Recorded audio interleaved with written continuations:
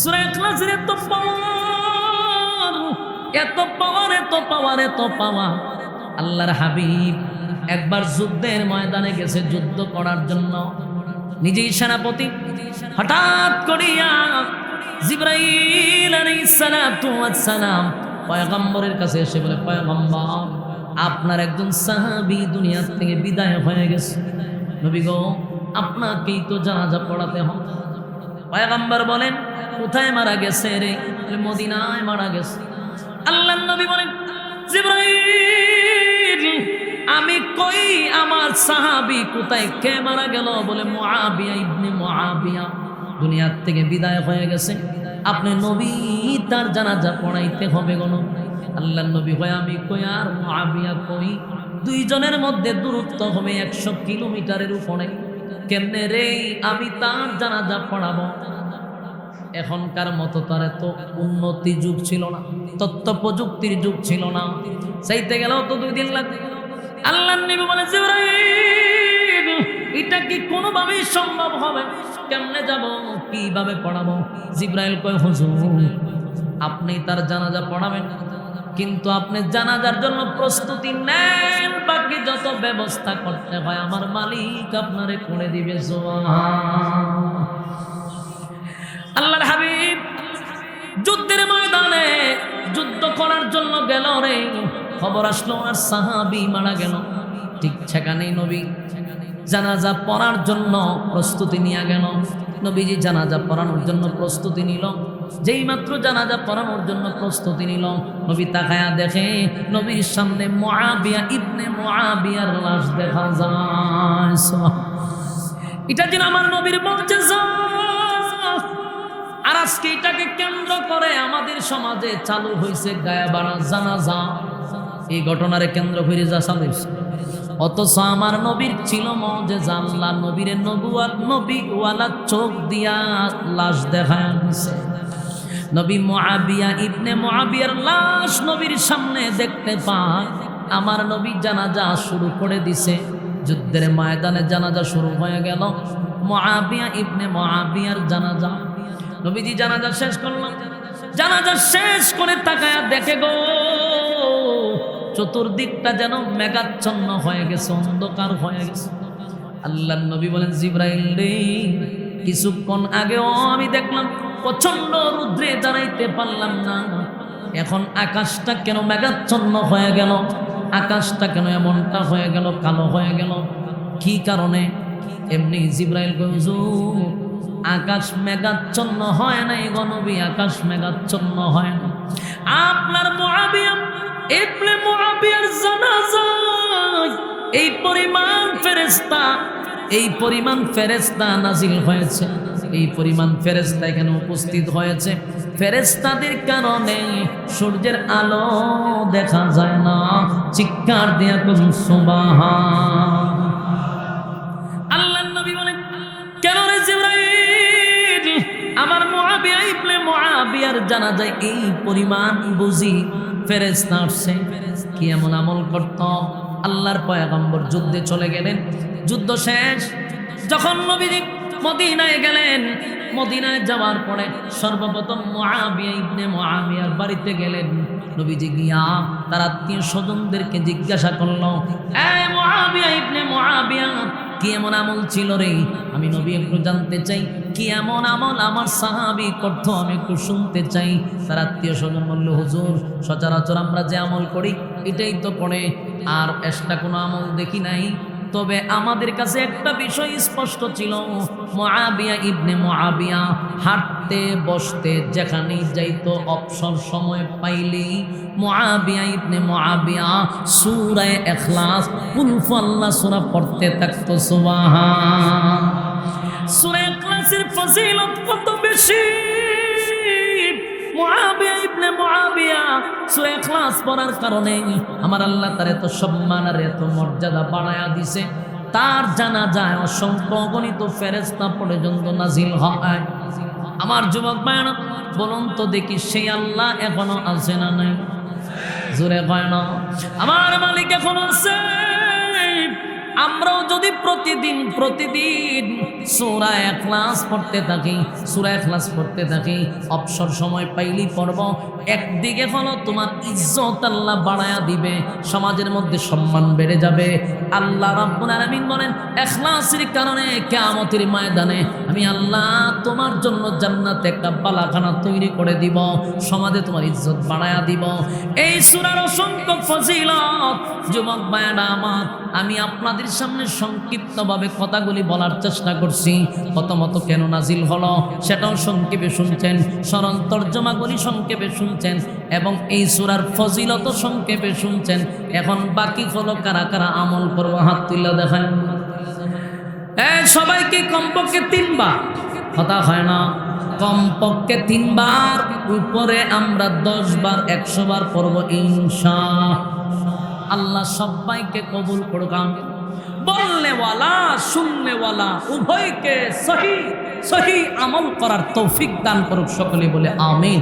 সম্মানিত সময় কিছু কথা বলবো। একটা সূরা আপনাদের সামনে কিন্তু তেলাওয়াত করছি, কমপ্লিট তেলাওয়াত করছি, প্রসিদ্ধ পরিচিত।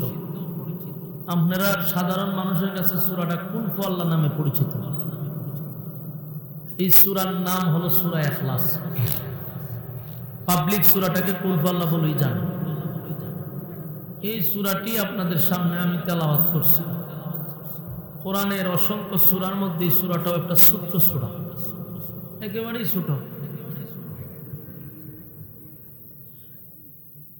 এই সূরাটা একেবারেই ছোট্ট একটা সূরা, কিন্তু এর আলোচনা ব্যাপক, এর ফজিলত অনেক ফজিলত। আমরা যদি সংক্ষিপ্ত ভাবে এই সূরাটাকে 3টা ভাগে ভাগ করি তাহলে আলোচনাটা বুঝতে সুবিধা হবে। আপনারাও একটা কমপ্লিট বক্তব্য বাড়িতে নিয়ে যেতে পারবেন ইনশাআল্লাহ। রাজি আছি না?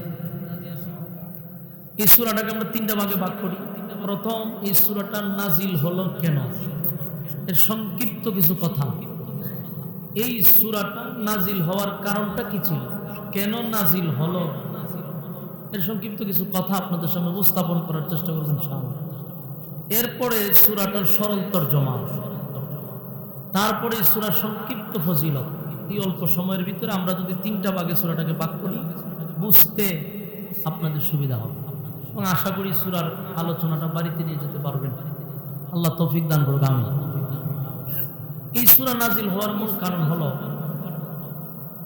মক্কাতুল মুকাররমা রাসূল আরবি সাল্লাল্লাহু আলাইহি সাল্লাম যখন একত্ববাদী খোদার দাওয়াত দেওয়া শুরু করলো, তখন মক্কা নগরীতে আরো কিছু দল ছিল। এই দলগুলিও তখন তাদের ধর্ম প্রচার করত। দ্বিত্ববাদী, তিত্ববাদী, বহুবাদী। দ্বিত্ববাদী 2 খোদায় বিশ্বাস করে, তিত্ববাদী 3 খোদায় বিশ্বাস করে, বহুবাদী এদের খোদারই অভাব নেই, বহু খোদায় বিশ্বাস করে। এই 3 দল মিল্লা তারা তাদের ধর্ম প্রচার করতেছে। এর মধ্যে রাসূল আরবি সাল্লাল্লাহু আলাইহি সাল্লাম কালেমার দাওয়াত দিল, লা ইলাহা ইল্লাল্লাহ, নেই কোনো মাবুদ আল্লাহ ছাড়া। এরা মাথা গরম হয়ে গেছে। আমরা বাপ দাদার ধর্ম প্রচার করতেছি মুহাম্মদের জন্মের আগ থেকে, আর সে নাকি এখন আল্লাহর দাওয়াত দেয়, তাও এক আল্লাহর দাওয়াত দিতেছে। এটা নিয়েই তাদের মধ্যে একটা দ্বন্দ্ব হয়। তো তারা প্রথমত রাসূলের কাছে বলল যে আপনি যে খোদার দাওয়াত দেন, যেই আল্লাহর দাওয়াত আপনি দিতেছেন, আমরা তো সেই আল্লাহকেই মানি। কথা একটু বোঝার চেষ্টা করেন। তারা বলতেছে আপনি যেই আল্লাহকে আল্লাহ বলেন, আমরা সেই আল্লাহকে আল্লাহ বলেই জানি, তাহলে আপনারা আমাদের মধ্যে বেশ কোনটা কথা, আপনি কেন নতুন করে এই দাওয়াতে নামছেন? আমাদের সমাজের মধ্যে একটা ফাটল সৃষ্টি হইতেছে, আমাদের মধ্যে দূরত্ব সৃষ্টি হইতেছে। আপনার আল্লাহ যে আল্লাহ, আমাদেরও সেই আল্লাহ, মাঝখানে ব্যবধানটা কোথায়? এখানে একটু বোঝার বিষয় আছে। আমাদের সমাজও হিন্দুরা বাস করে, হিন্দুরাও দেখবেন আল্লাহরে আল্লাহ বলে। আমার কথা বুঝেননি আপনারা? হিন্দুরা দেখবেন বলে যে উপর আল্লাহ একজন আছে, হেও খ। মাঝে মধ্যে আমরা যদি জিগাই দাদা কেমন আছে, হয় উপর আল্লাহ বালা রাখছে। তার মানে আল্লাহ যে একজন আছে এটা হেও মান। কিন্তু এখানে তাদের আল্লাহ বিশ্বাস আর আমাদের আল্লাহ বিশ্বাসের মধ্যে উল্লেখযোগ্য বেশ কম আছে। বুঝেন আমার কথা? বুঝেন ভাই? একটু কথা না বলে তো আমি বুঝি কথা বুঝতেছেন না। আপনারা একটু হ্যাঁ না কইলে আমি বুঝি যে আমার ভাষা বুঝতেছেন, আর একবারে চুপ থাকলে আমি নিজে চিন্তা করে যাই যে কথা বুঝছেন কিনা। আপনারা যদি বল চুপ থাকেন আমি কথা বলবো কেন? এমনি আমি কথা কইতে পারতেছি না, অনেক কষ্ট হইতেছে, গলা ভাঙা। আপনারা কি বল চুপ করে বই থাকবে? আর কেমনে আওয়াজ করতেন? আমার দেখলো তো রুচি আয় না, কারণ বেড়া হইলাম ঠিক না। বড় বড় আনন্দের মাঝখানে বই আমি নিজে এখন দেখা শেখা হয়ে বই দিচ্ছি। সব বিজ্ঞ আলেমরা পিছনে সামনে, আমি তাদের ছাত্রের যোগ্য না, আমার নিজের একটু খবর হইতেছে। এর মধ্যে যদি আপনারা কথা না বলেন, আমি যে কথা কইতেছি আপনারা যে বুঝতেছেন এটা তো আমি বুঝতেছি না। এই জন্য আপনারা একটু কথা বলেন। আমি মনে করি আজকের ওয়াজটা হবে আমার জন্য একটা প্রশিক্ষণ, কারণ বড় বড় ওলামায়ে কেরামদের সামনে কথা বলা এটা মনে করেন যে একটা ট্রেডিং এর মতো। আপনারা যদি আওয়াজ ওয়াজ দেন তাহলে কথা কিছু বাড়িব, নাহলে আপনারও সব কেমন হইব? কথা কি বুঝতেছেন নি? আপনারা যে বুঝেন আমি কেমন বুঝতাম? আওয়াজ দিয়ে বুঝাইতে বলুন। হিন্দুদের আল্লাহ বলা আর আমাদের আল্লাহ বলা কি এক না বেশ কম আছে? একটু মনোযোগ দিয়ে যদি শুনে বলে বুঝতে পারবেন। এরা কিন্তু আল্লাহরে আল্লাহ কম। আমরার বাড়িতে হিন্দু আছে, আমার গ্রাম আছে, দেখছি এরাও আল্লাহ ভালোই রাখছে। সন্ধ্যা কিরে আমরাও আল্লাহ করি, এরা আল্লাহ। কিন্তু এদের আল্লাহ বলা আর আমাদের আল্লাহ বলার মধ্যে বেশ কম আছে। রাসূলের কাছে তারা বলছে যে আপনি যে আল্লাহরে আল্লাহ করেন আমরা তো আল্লাহই করি, তা আপনারা আমার মধ্যে বেশ কম করি। ওই বেশ কম আছে। এই জন্য দেখবেন সূরার নাম কিন্তু রাখা হয়েছে ইখলাস। বলুন সূরার নাম কি? ইখলাস শব্দের অর্থ কি জানেন? খাঁটি। বলুন ইখলাস শব্দের অর্থ কি? এই সূরার নাম কিন্তু খাঁটি রাখা হয়েছে। তার মানে আমাদের আল্লাহ বলা আর এদের আল্লাহ বলার মধ্যে যে বেশ কম আছে, এর উল্লেখযোগ্য বেশ কম হলো আমাদের আল্লাহ বলাটা হলো খাঁটি, এদের আল্লাহ বলা কিন্তু খাঁটি না। এখন আরেকটা বিষয় দেখেন, এরা আল্লাহ মানে ঠিক, আল্লাহকে আল্লাহ বলে ঠিক, কিন্তু আল্লাহকে একক বলে বিশ্বাস করে না। এরা মনে করুন উপরে একজন আছে, বাকি আমরা যে নিজের হাতে বানাইছি, পিছন দিয়ে যে বাঁশ ঢুকাইছি, এগুলো হইলো ওই আল্লাহর সাথী সঙ্গী। এই আল্লাহ বলার আল্লাহ মানার বিশ্বাস। উপরে একজন আছে এটা বিশ্বাস করে, বাকি নিচে যে নিজের হাতে বানাইছে এটা হইলো উপর আল্লাহর সাথী সঙ্গী।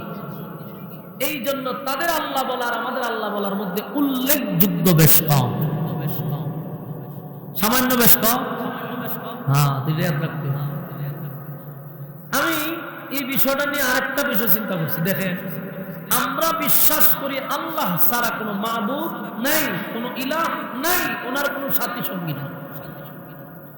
আমরা চাই কার কাছে? আমরা চাই আল্লাহর কাছে। আমরা মাথা নত করে কাছে কার কাছে? মাথাটা আল্লাহর কাছে নত করি।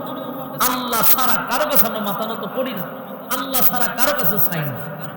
কিন্তু হিন্দুরা বলেন, আরো অন্যান্য যারা ধর্ম আছে, এরা উপর আল্লাহ একজন আছে বিশ্বাস করে, কিন্তু ধন সম্পদ চায় সরস্বতী মার কাছে। কথা হয়, এরা কিছু চাইলে কালী মার কাছে চায়, দুর্গা মার কাছে চায়। তাহলে তুই না কইলে আল্লাহ একজন আছে, তুই খালি মার কাছে চাস কেন? তুই সরস্বতী মার কাছে চাস কেন? বোঝা গেল এক একটা সেক্টরে এক একটা খোদা বানায় রাখছে।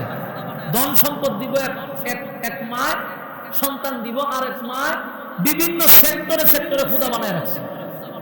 কথা বুঝছে? মানে এটা মাধ্যম, মানে এই খালি মায় বড় আল্লাহর কাছে বলবো, তো বড় আল্লাহ তে খালি মায়ের না দিব আমরা। এই এরা হলো আকীদা বিশ্বাস। এদের মধ্যে আর আমাদের দেশের মাজার পূজারের মধ্যে আমি কোনো বেশ কম পেয়েছি কেন? একটু মাথাটা খেলায় দেখো, মাজার পূজারীরা এক আল্লাহ বিশ্বাস করে, আল্লাহ একজন বিশ্বাস করে, এরা রাসূল বিশ্বাস করে। কিন্তু দেখলাম মিলটা কোন জায়গা? হিন্দুরা যেমন আল্লাহ বিশ্বাস করে, এরাও আল্লাহ বিশ্বাস করে, কিন্তু বিশ্বাস করার পরে হিন্দুরা কালিমার কাছে যায়, মাজার পূজারীরা মাজারের কাছে যায়। তুই আল্লাহ আছে একজন বিশ্বাস করছ, সন্তান মাজারে চাষ করে, সন্তান মাজারে ছেলে কেন? তুই হিন্দুরা তো সরস্বতী মার কাছে চায়, তুই আল্লাহর কাছে না চাই মাজারের কাছে চাইছ। তুই আল্লাহর মাধ্যম মনে করস মাজারকে, তুই আল্লাহর মাধ্যম মনে পীরকে। তাহলে হিন্দুদের মধ্যে আর তোরার মধ্যে বেশ কোনটা কোথায়? ওনারা কোনো বেশ কম পাইছেন? আমি বেশ কম পাইনি। সম্মানিত শুধু এই বিষয়টা আমাদের বোঝা দরকার, এখানে শিরকের বিষয় আছে। আমরা যদি বিশ্বাস করি আল্লাহ ছাড়া কোনো মাবুদ নাই, কোনো ইলাহ নাই, সন্তান দেওয়ার মালিক যদি হয় আল্লাহ, আমাদের ধন সম্পদ দেওয়ার মালিক যদি হয় আল্লাহ, আমার জীবন মরণ সব আল্লাহর হাতে, তাহলে মাজারের কাছে ফিরে কাছে আমি কেন যাবো? তাহলে হিন্দুরা যেই কাজ করলো আমরা সেই কাজই করলাম। বেশ তোমরা কোথায়? এরা আল্লাহরে বিশ্বাস করে, কিন্তু সায় সরস্বতীর মার কাছে। শেষে আমি একটা হিসাব মিলায় দেখলাম, এরার মধ্যে বেশ কম রইল হেরা নিচেরা সব মা, হিন্দুরা সব মা লই, এরার মধ্যে কিন্তু বাবা নাই। হিন্দুদের মধ্যে সব দেখবেন মা, আর এদের মধ্যে কোনো মা নাই, এর মধ্যে সব বাবা। বাস্তব না বাস্তব? মিলায় দেখেন আপনারা, হিন্দুদের মধ্যে সব মা, একটা বাবাও না। এই মাজারিদের মধ্যে একটা মাও নাই, সব বাবা। তাহলে হেরা বাপ করে লেগেছে, তোমরা মা নিবা আমরা বাবা নিব। বাস্তব না বাস্তব? এরার মধ্যে কালী মা, দুর্গা মা, সরস্বতী মা, এরার মধ্যে আইজন বাবা, কীর্তন বাবা, হরে বাবা, লেংটা বাবা, চড়া বাবা, সব বাবা। এই সমস্ত শিরক বেদাত আমাদের এখনই রুখে দাঁড়ানো দরকার আছে। যদি আরো দেরি করেন এরা একটা সময় আরো ভয়ঙ্কর হয়ে দাঁড়াবে। এই জন্য আমাদের দায়িত্ব হলো এই সমাজকে হবে, এদেরকে বুঝাইতে হবে। আল্লাহরে বিশ্বাস যদি করো, সন্তান কেন তুই পীরের কাছে যাই? আল্লাহরে বিশ্বাস করস তো তুই মাজারও গিয়ে কেন সেজদা দিবি? তুই না বলি মাথাটা আল্লাহর জন্য, দিলি কেন সেজদা? অনেক সোশ্যাল মিডিয়াতে ভিডিও আমি নিজে দেখছি, এদের বক্তারারও আমি দেখছি ফোন দিয়া জিগাইলে কয় এটা তাজিমে সেজদা। কি সেজদা কয়? তাজিমে সেজদা।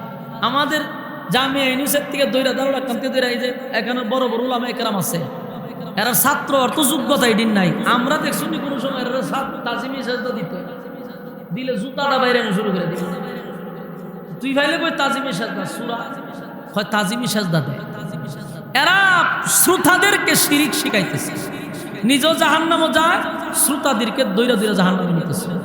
আল্লাহ আমাদেরকে এই সমস্ত কাজ থেকে হেফাজত করুক, আমিন। তো মক্কার মানুষেরা রাসূলের কাছে গিয়া বলল, আমরা তো আল্লাহ মানি, আল্লাহকে আল্লাহই দেখা। ওই এদের আল্লাহ বলার আমাদের আল্লাহ বলার বেশ কম আপনাদেরকে তখন বুঝাইলাম। এরা আল্লাহর আল্লাহ মানে, কিন্তু একজন মানে না। এরা বড় বট গাছ দেখলে এটাও খোদা, তারপরে সূর্য উঠলে এটাও খোদা, বড় পাথর দেখলে খোদা, এমনকি একটা তুলসী গাছে খোদা। এরা খোদা বাগ বাগ করে গেছে। তো রাসূল আরবি সাল্লাল্লাহু আলাইহি সাল্লামের কাছে এরা সবাই গেছে, কে বইছে হইয়া কইল যে আপনি আমাদেরই বংশে, আমাদেরই বাতিজা, আপনার মধ্যে আর আমাদের মধ্যে দ্বন্দ্ব হোক এটা আমরা চাই না। আপনি যে আল্লাহর দাওয়াতটা দেন, আচ্ছা এই আল্লাহর একটা পরিচয় দেন, আমরা ডিটেলস পরিচয় দেন। তখন তারা কিছু প্রশ্ন করছে, শুনলেন প্রশ্ন হলো, প্রথম প্রশ্ন হইল, এরা রাসূলকে বলতেছে যে আপনার আল্লাহ টোটাল কতজন, এটার একটা হিসাব দেন আমার। বেঈমানরা, মূর্তি পূজারীরা, খ্রিস্টান, ইহুদিরা রাসূলকে বলতেছে আপনার আল্লাহ কতজন আছে টোটাল, হিসাব দেন। এলে প্রথম প্রশ্ন। এরপর এরা প্রশ্ন করে আপনার আল্লাহর খাসটা কিতা করে রাখি, উনি ঘুমায়নি, উনি খায়নি, কি করে? এরপরে প্রশ্ন করছে আপনার আল্লাহ বিয়ে শাদী করছেনি, বাচ্চা কাচ্চা আসেনি। এরপরে প্রশ্ন করছে আপনার আল্লাহ শক্তি কি পরিমাণ, লাগলে আমরা সাথে পারবো না। আপনার এলাকাত নাউজুবিল্লাহ আসেনি? কোন সময় পড়েন কেউ মারা গেলে লক্ষণ তখন আওয়াজ দিতে তো। চিন্তা করেন এরা কি বিতর্কিত প্রশ্ন করছে রাসূলুল্লাহ। এই এদের বিতর্কিত প্রশ্নে, এদের এই বিতর্কিত প্রশ্নের জবাবেই আল্লাহ রাব্বুল আলামিন তখন তাদের জবাব দেওয়ার জন্য এবং সূরার ভিতরে আল্লাহর পরিচয় তুলে ধরা এই সূরার ভিতরে পুরাটাই আল্লাহর সম্মান মর্যাদা নিয়ে আলোচনা করছে। এই জন্য সূরাটাকে বলা হয় শানে এলাহি, আল্লাহর সম্মান। আল্লাহ এদের প্রশ্নের জবাবে সূরা ইখলাস তখন নাজিল করে। আছে সুবহানাল্লাহ, ইখলাস নাজিল। ইখলাস শব্দের অর্থ খাঁটি। ওই একে একে তাদের সমস্ত প্রশ্নের জবাব আল্লাহ দিয়া দিছে, আল্লাহ নাজিল করছে সূরা ইখলাস। আল্লাহ তখন বলেন, কুল হুয়াল্লাহু আহাদ আল্লাহুস সামাদ লাম ইয়ালিদ ওয়া লাম ইউলাদ ওয়া লাম ইয়াকুল লাহু কুফুয়ান আহাদ।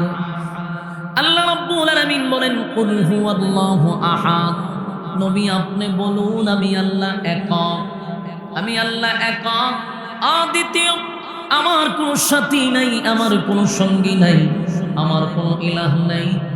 এই বেঈমানগুলি রাসূলকে প্রশ্ন করেছিল, আপনার আল্লাহ কতজন? ডিটেইলস আমাদেরকে বর্ণনা করেন। রব্বুল আলামিন সাথে সাথে সূরা ইখলাস নাজিল করে জানায়া দেয়, কুল হুয়াল্লাহু আহাদ। নবী আপনি বলুন আমি আল্লাহ একক। একক কইলে আর কোনো সংখ্যা থাকে কথা হয় না, আর কোনো সংখ্যা নাই। আমার আল্লাহ এক, অদ্বিতীয়। আমার মালিকের পরে আর কোনো শরীক নাই, ইলাহ নাই, কোনো সাথী নাই, সঙ্গী নাই, কেউ নাই। সুবহানাল্লাহ। আমরা বিশ্বাস করি আমাদের মালিক এক। এই গোটা সৃষ্টি জগৎ যার ইশারায় চলেন উনি কয়জন? লা ইলাহা ইল্লাল্লাহ, নেই কোনো মাবুদ এক আল্লাহ ছাড়া। ঠিক কি না? আল্লাহ রাব্বুল আলামিন বলেন, পয়গম্বর আপনি জানায়া দেন আমি আল্লাহ এক, অদ্বিতীয়, আমার কোনো সাথী নাই, আমার কোনো সঙ্গী নাই। তাদের প্রথম প্রশ্নের জবাব তারা পেয়ে গেল। এরপর আল্লাহ বলেন, আল্লাহুস সামাদ, আমি কারো উপর ডিপেন্ড করি না, আমি অমুকাফিক্কি। কুল কায়নাত আমার উপরে নির্ভর, কিন্তু আমি আল্লাহ কারো উপর নির্ভর না। আমার আল্লাহ বলেন তাদেরকে জানায়া দেন আমি কারো মোকাফিক্কি না, আমি কারো উপর ডিপেন্ড করি না। তাহলে এটাও তারা জানতে পারলো যে আমার আল্লাহ কারো দিকে মোকাফিক্কি না। এরপরে তারা প্রশ্ন করছে, আপনার আল্লাহর ছেলে কয়জন, মেয়ে কয়জন, বিয়া শাদী করছে? নাউজুবিল্লাহ। হ্যাঁ ভাই সাহেব বল সাইর হোসেন করে সব প্যান্ডেলের বাহিরে গিয়ে আর একটা মাহফিল করছে গানে।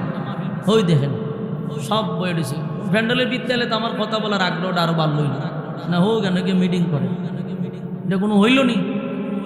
প্যান্ডেল করলো তোমরা লাগে কত সুন্দর কইরা, সব ফুলাফান গিয়ে ওখানে খারাপ করছে।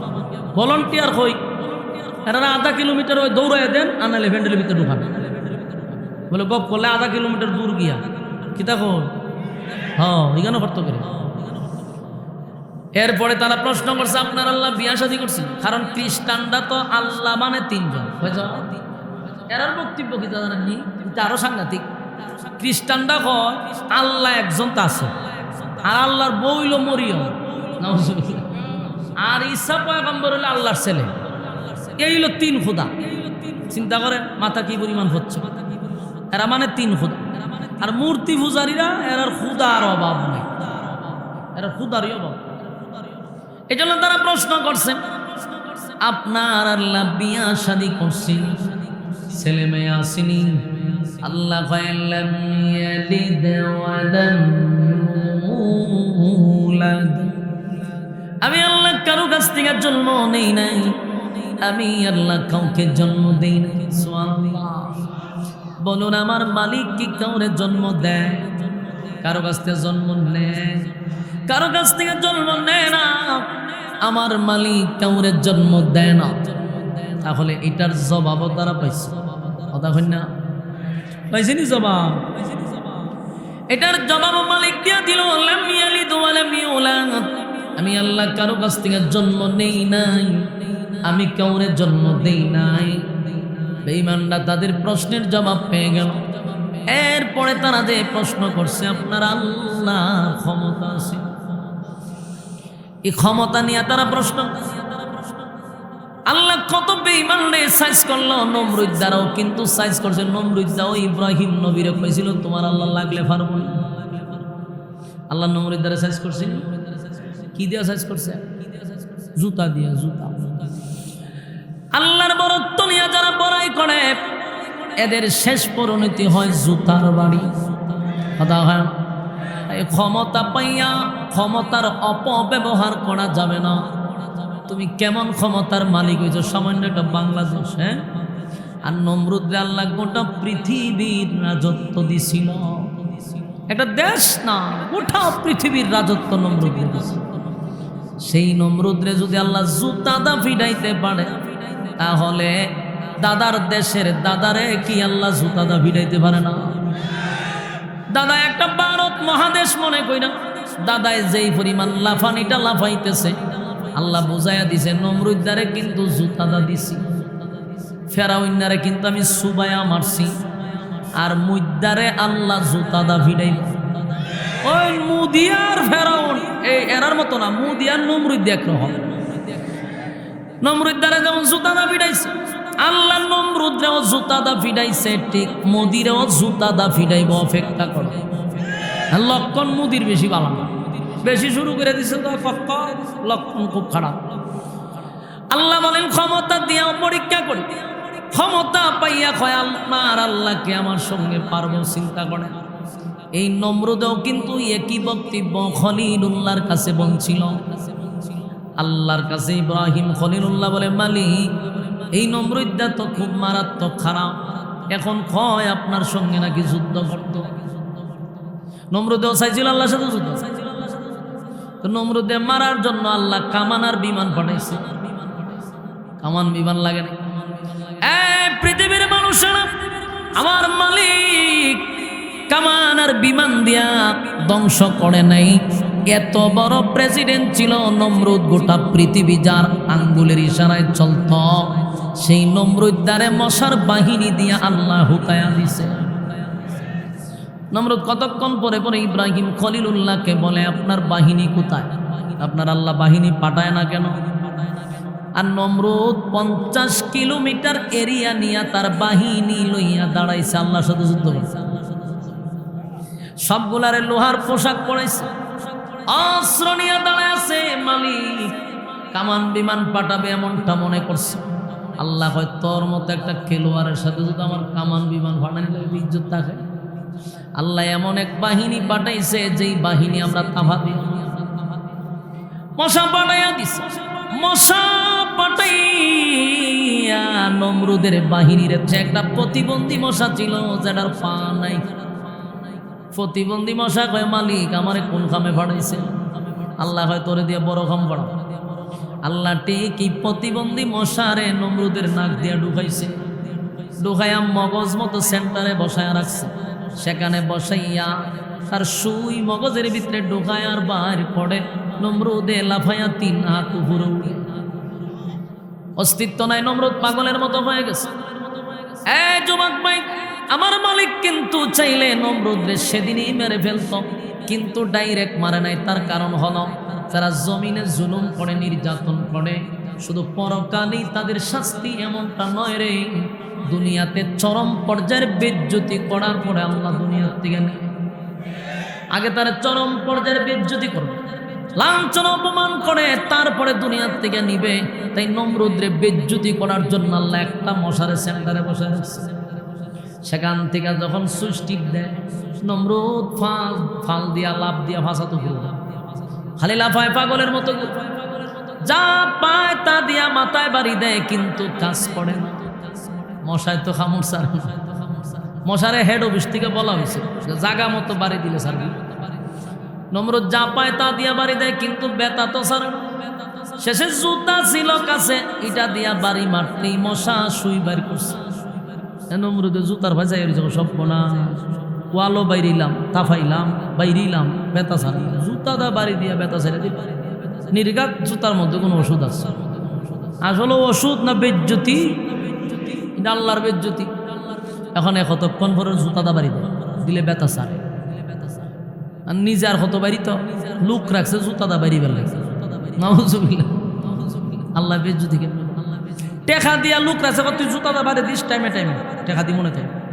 হেতো বাড়িতে আনন্দের সাথে কয়েকদিন বাইরেছে, বাড়িতে বাড়িতে যে বাড়িতে হেও তো ক্লান্ত, কত বাড়িত চাকরি ছাড়তেও পারে না, চাকরি ছাড়লে করতাম যাবে, আর চাকরি করলে এমনি মেরে যাবো, খাওয়ান নাই ঘুম নাই, খালি জুতা দা বেরেন নাই। সে জগতে যা তুইও মর আমিও মরি, তোরে মাইরি মরি। জুতার বদলা মুগুর রাখছে, মুগুর দেখ বাড়ি দিয়া মাথা মাঝখান বাক করে গেছে। প্রতিবন্ধী মশা উপরু সাইডে সাদ নাই। শেষ করছি না আল্লাহ, নমরুদ দ্বারা শেষ করছি নি। জুলুম বেশি দিন থাকে না। আমরা আম্মায় কি কম জুলুম করছি নি? কথা কই না তোমার আম্মার কথা কোনে দিয়ে আপনার সাউন্ড কমে আছে গা। এই আম্মাও ফেরাউনের চেয়ে কম করছে না। ফেরাউনের টার্গেট ছিল আসমানি এলেম উঠাইয়া দেওয়া, আলেমদেরকে নির্যাতন করা। আম্মারও টার্গেট আছে আলেম নির্যাতন করা। কারণ ফেরাউন যখন রাজত্ব পাইছিল, হামাইন্যায় বুদ্ধি দিছিল যে এমনি এমনি খুদা দাবি করলে মানুষে মান্না নিত না, মানুষে মানার জন্য কিছু কৌশল অবলম্বন করতে হবে। এর 1 নম্বর কৌশল হলো দুনিয়াতে সমস্ত আসমানি এলেম যাদের ভিতরে আছে এদেরকে আগে সরাই দিতে হবে, মানে আলেম সরাই দাও। আলেম সইরা গেলে মানুষ বুঝবে না যে খুদা দাবি করলে কি। এই সমস্ত কিছু তো আলেমরা জানে। ফেরাউন প্রথম আলেম সব মেরে লিছে, কথা বুঝতেছেন? দিনী প্রতিষ্ঠান সব উঠাই দিছিল। এরকম 30 বছর কাজ করার পরে হামাইন্যায় বুদ্ধি দিছে, এখন এক কাজ করো, নারী পুরুষ এক জায়গায় করো, অবাধে চাকরি দিয়া দাও, সবের একখানে পাশাপাশি বসে চাকরি দিয়া দাও। নারী আর পুরুষ যতক্ষণ দুইজন বেশি কাছাকাছি থাকে সম্পর্ক বেশি বেশি হয়। আপনি বুঝেন নাই কথাটা? আপনার স্ত্রী যখন গার্মেন্টসে চাকরি করবে, পাশে আর একটা ছেলে কাজ করে না, তো সময় দেয় কারা বেশি? ওই গার্মেন্টসের ছেলের সাথে সময় বেশি যায়। এই জন্য যার সাথে মেয়েরা সময় দেয় বেশি তার সাথে সম্পর্ক হয় বেশি। এই জন্য দেখবেন স্বামীর সাথে গরু গিয়া তার ভালো লাগে, কথা কইতে তার মজা লাগে। তো যখন অবাধে চাকরি দিয়া দিবা, নারী পুরুষ এক জায়গায় বসায় দিবা, তখন জেনা বেবিচার শুরু হয়ে যাবে। আর জেনা বেবিচারের মাধ্যমে যখন সন্তান হবে, এগুলা সব হালাল জাদা না হারাম জাদা? সব হারাম জাদার বাচ্চা জন্ম নিবে। আর এই হারনীতি থাকবে, 10 বছরের সব হারাম জাদারে খাওয়াইয়া ফাইল্লা বড় করবেন, এগুলো সব জারজ সন্তান। আর জারজ সন্তান যখন সমাজে বেশি হবে, তখন আপনি খুদা দাবি করেন, কেউ বাধা দিবে না। কি সুন্দর প্ল্যানিং করছে হামাইন্যা। এই সব মাস্টার মাইন্ড হইল হামান, ওই ফেরাউনের বন্ধু। তরমুজ ক্ষেতের সূরা 2টা ছিল, একসাথেই চলছে। হ্যাঁ, মাস্টার মাইন্ড, বুদ্ধি সব দিত। হ্যাঁ, এর বুদ্ধি ছাড়া জীবন লড়তো না ফেরাউন। নিজের স্ত্রীটারে পর্যন্ত মারছে হামাইন্যার বুদ্ধি। আসিয়ারে নির্যাতন করছে হামানের বুদ্ধিতে, সব হামানের। এই হামাইন্যায় শেষে কয় তুই খুদা দাবি কর, আমার মানুষ ফিরাইবে, হন না। খুদা দাবি করবে 40 বছর পরে, আর বাকি 30 বছর খালি সমাজে কাজ করতে থাকে। কাজ কিতা? আলেম উঠায় দাও, সমাজে আসমানি আলেম যাদের ভিতরে আছে এদেরকে উঠায় দাও, মাদ্রাসা বন্ধ করে দাও, জানাবে বিচার বাড়ায় দাও, অবৈধ সন্তানের জন্ম বেশি দাও। খুদা দাবি করলো কেউ কিছু করবে। বাস্তব হয়েছে নি? কথা কন্যা দি ফেরাউন খুদা দাবি করছিনি পরে কেন? সব যারো সন্তান। ঠিক বাংলাদেশটাকে চাইছিল যারা সন্তানে বানায়া দেওয়ার, যারা সন্তানে ভরপুর করার, এরকম প্ল্যান করছিল তারা। কিন্তু বাধা হইল আলেম উলামা। তাই তাদের মেইন টার্গেট আলেম দেখাও, আলেম দেখাও। কারণে অকারণে আলেমদেরকে দরে দরে আয়না করে বন্দি করা হয়েছে। নির্দোষ আলেমদেরকে হ্যান্ডকাপ লাগাইয়া, রশি লাগাইয়া মিডিয়ার সামনে বহির্বিশ্বে আমাদেরকে জঙ্গি বানানো হয়েছে। আজকে আমি আফসোস, বর্তমান সরকার যারা আছে এদের মধ্যেও ভারতের দালালের অভাব নাই। কতগুলো বদমাশ বসাইছে জায়গা মতো, এগুলো সব ভারতের দালাল। আর না হয় আমাদের একজন ছোট্ট আলেম, ওই যে রফিকুল ইসলাম মাদানি, শৈল আর কিতা আছে কুতুবর বেটাটা, হেরা হাতের মধ্যে লাগাইছে, ফাও লাগাইছে, গুরুর রশি লাগাইছে, লাগাইয়া মিডিয়ার সামনে প্রকাশ করে। আর আজকে মেনুন্না ইনুন্না শাহরিয়ার কবির ইস্তারি কাপড় দিয়া মুস্কি মুস্কি হাসতে হাসতে খাবার বেনতে গেলামে, হাতেন কাপ নাই, ইস্তারি কাপড় ভিন্দা যখন বোঝা শ্বশুর বাড়িতে গেলাম।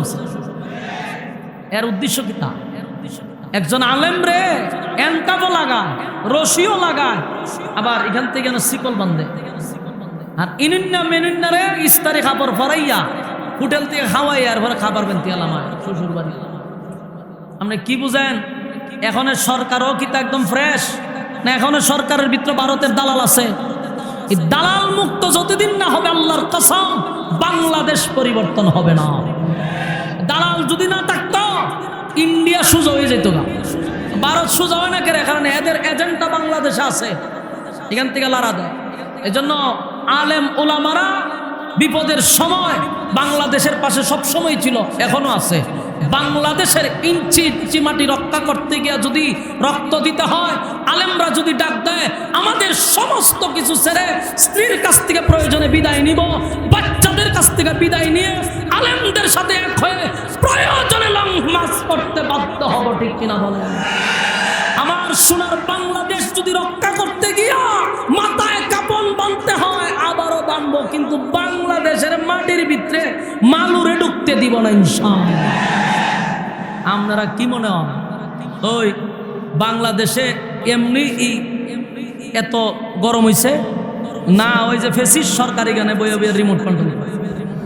আল্লাহ এদের ষড়যন্ত্র থেকে বাংলাদেশে হেফাজত করুক, আমিন। আপনারা কি বইয়ে থাকবেন না? সজাগ থাকা দরকার। গভীর ষড়যন্ত্র হচ্ছে। আল্লাহ এই জন্মভূমি বাংলাদেশকে হেফাজত করুক, আমিন। সম্মানিত সুধী, তো দেখেন যেই কথা বলতেছিলাম এটা হলো ওই নমরুদেও ইব্রাহিম খলিলুল্লাহরে বলছিল তোমার আল্লাহর শক্তি আসেনি, আমার সাথে লাগলে পারবনি। একই প্রশ্ন ওই রাসূলের কাছে এরা করছে, আপনার আল্লাহর শক্তি কি পরিমাণ, লাগলে পারবনি। আল্লাহ জবাব দিছে সূরা ইখলাসের ভিতরে, ওয়ালাম ইয়াকুল লাহু কুফুয়ান আহাদ। আল্লাহ জবাব দেয় আমার সমতুল্য কেউ নেই, আমার সমকক্ষ কেউ নাই। একে একে তাদের সব প্রশ্নের জবাব দিয়া দিল। তারা প্রশ্ন করছে কুল হুয়াল্লাহু আহাদ, আল্লাহ বলেন জানায়া দেন আমি এক অদ্বিতীয়। আল্লাহুস সামাদ, আমি কারো মুকাফিকি না। লাম ইয়ালিদ ওয়া লাম ইউলাদ, আমি আল্লাহ কারো কাছ থেকে জন্ম নেই নাই, কাউকে আমি আল্লাহ জন্ম দেই নাই। ওয়ালাম ইয়াকুল লাহু কুফুয়ান আহাদ, আমার সমতুল্য আমার সমকক্ষ এই জমিনে আর কেউ নাই, এই কুল কায়নাতে আল্লাহর চেয়ে আর কেউ আছে? হ্যাঁ, কথা কই না? আমার মালিক বলে আমার সমকক্ষ কেউ নাই। জবাব তো তারা পেয়ে গেল। সূরা ইখলাস নাজিল করে দিল। সূরা ইখলাস নাজিল করেন আল্লাহর সব কিছু শান মান বর্ণনা করছে সূরার ভিতরে। এই জন্য সূরা ইখলাসকে বলা হয় শানে এলাহি, আল্লাহর শান মান মর্যাদা সম্পর্কে এই সূরাটা আল্লাহ নাজিল করেন। আমার যুবক ভাইরা, নাজিল হওয়ার কারণটা সংক্ষেপে বললাম, সরল তর্জমাটা সংক্ষেপে শুনলেন। এবার আসুন, এই সূরাটা যদিও ছোট্ট, কিন্তু এই সূরার ভিতরে আল্লাহ অনেক ফজিলত ঢুকায়া রাখছে। আল্লাহর নবী বলেন এই সূরাটা কোরআনের 3 ভাগের 1 ভাগ।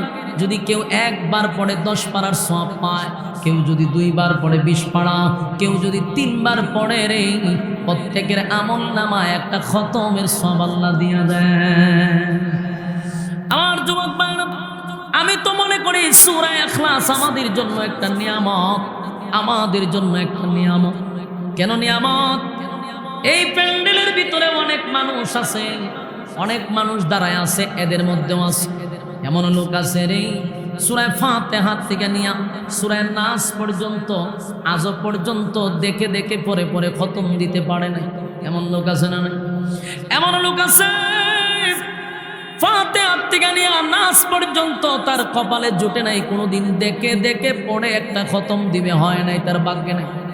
আবার অনেকে খতম দেয়, অনেক আলেমের কাছে গিয়ে হুজুর আমি এক খতম মসজিদে বসকায়া দিই। বসকানি যে কেমনি ডেন বুঝতে কিতাব বসকাইতাম, 20 টাকা দিয়া হয় বসকাই দিয়ে। আচ্ছা, তো কিতাব পড়ছে, আমাদের সমাজে অনেকে খতম বসকায়, তো কিতাব পড়ছে। এই ফরা যদি আপনারা শুনতেন,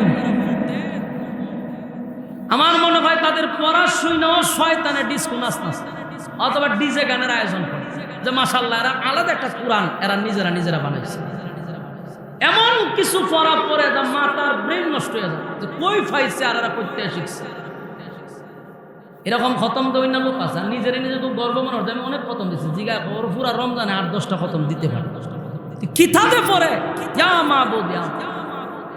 পড়ার স্টাইল ওই তো কোনো অক্ষরের তো উচ্চারণ নাই, ওইটা তো কোন সারিতে নেয় বেখা তারা কইরা একেবারে নির্যাতন করে লাই। আল্লাহ আমাদের সমস্ত ফরাত থেকে হেফাজত করুক, আমিন। বাড়ির দিয়ে হবে কেন? মসজিদের ইমাম রাখছেন, 1 ঘন্টা সময় দিতে পারেন না হুজুরের কাছে, বলে হুজুর আমার ফরাত তো খাম সারছে, অন্তত 4টা সূরা শিখেন আপনি। আমাদের মাদ্রাসার মক্তবের যে ছাত্রগুলা নুরানি, এদের পড়াশোনা দিচ্ছেন, আর আপনার পড়াশোনা শয়তানে নাচা শুরু করে যে ভালো হয়েছে কোরআন শরীফ আরেকটা বানাইছে। এই জন্য 2 ঘন্টা না হোক 1 ঘন্টা প্রতিদিন ইমামের কাছে পড়া দরকার। এটা আপনার জন্য 4টা সূরা বেশি লাগছে, 4টা সূরা শুদ্ধ করে শিখেন। কারণ নামাজ ভঙ্গের কারণ কয়টা? 19টা। বলো নামাজ ভঙ্গের কারণ কয়টা? 19টার মধ্যে সর্বপ্রথম যে কারণে নামাজ ভাঙ্গে এটা হলো নামাজে অশুদ্ধ পড়া। কুরআন তো যেভাবে আপনারা পড়েন, এগুলা দ্বারা সওয়াবের বদলে আরো গুনাহ হবে। কারণ অর্থ বিগ্রায় তোলাইছিনি, উচ্চারণও ঠিক নেই, পুরা কোরআন তারা আপনারা ধ্বংস করে দিতেছেন ভুইরা বুঝুন। কিন্তু আপনারা তো সময় আছে, শিখেন না। আর যদি আমরা জিগে এইভাবে পড়েন কেন, আল্লাহ মাফ করে দেব, খোঁজুর আল্লাহ মাফ করবো। কেন? আপনারা যে সময় দিছে, একজন আলেম রয়ে সেই সময় দিছে, আপনার সময় দিছে শিকার, আপনি শিখলেন না কেন? জমিতে যদি একটা বেজাল লাগে, এটা কেমনে ঠিক করণ যায়, এই ব্যাপারে যে আপনি সব বুঝেন, সব বুঝেন। এই কোর্ট থেকে এই কোর্টে দৌড়াদৌড়ি করেন, জাগার বেজাল লাগে। কিন্তু কোরআনের ক্ষেত্রে আপনি একজন আলেমের কাছে যাইতে রাজি, ইমাম সাহেবের কাছে আপনি যাইতে রাজি। আবার বললে হয় আল্লাহ বলে মাফ করে দিবে। এই জন্য বলুন, কোরআন সহি শুদ্ধ করে শিকার দরকার আছে না নাই? কমপক্ষে 4টা সূরা শিখুন। আমি মনে করি সূরা ইখলাস আপনি আমার জন্য একটা রহমত। রহমত রহমত কেন বললাম? অনেক মানুষ আছে কোরআন খতম তার কপালে জুটে নাই, জীবন চলে গেছে 60 বছর 70 বছর হয়ে গেছে, এখনো একটা খতম নিজে করতে পারে নাই।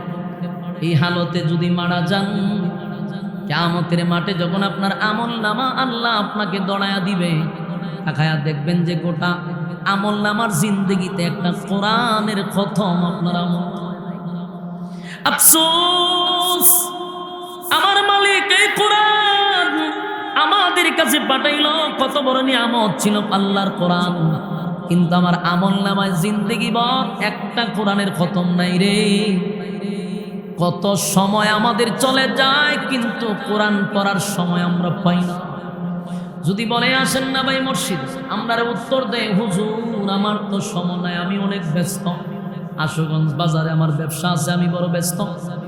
যেই লোকটা ব্যস্ত ব্যস্ত বলে আমাদেরকে বোঝায়, আমি তাকায়া দেখি ঘন্টার পর ঘন্টা মোবাইলে সময় দেয়, ঘন্টার পর ঘন্টা বিপিএল খেলায় সময় দেয়, আইপিএল খেলায় সময় দেয়, বন্ধু বান্ধবের আড্ডায় সময় দেয়, সব সেক্টরে সময় আছে, সময় নাই শুধু আল্লাহর বেলা।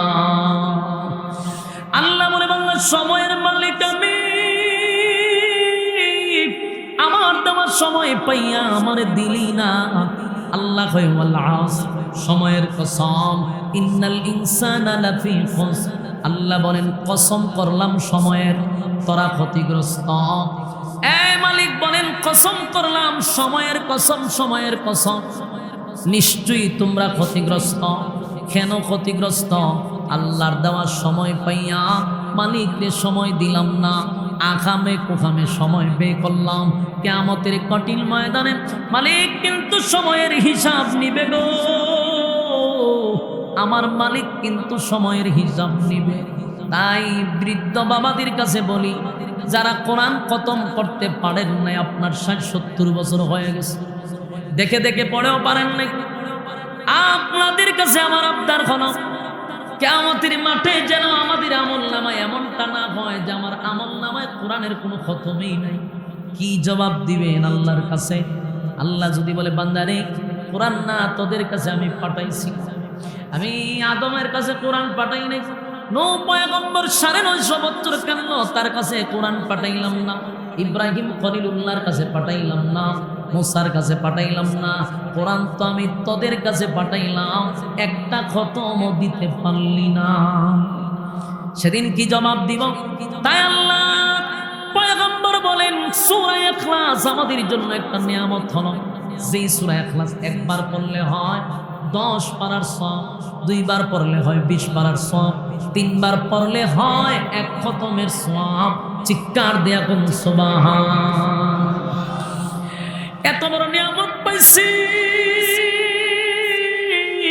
আমরা যদি প্রতিদিন 3 বার সূরা ইখলাসটা পড়ি রে, একটা খতম সওয়াব আমাদের আমলনামায় আসলো।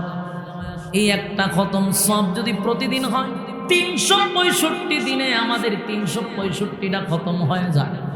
সুবহানাল্লাহ কি বাড়ি গিয়ে হইবে? 365 দিনে 365টা খতম, মরার আগ পর্যন্ত পড়তে থাকলে কতটা খতম? সুবহানাল্লাহ।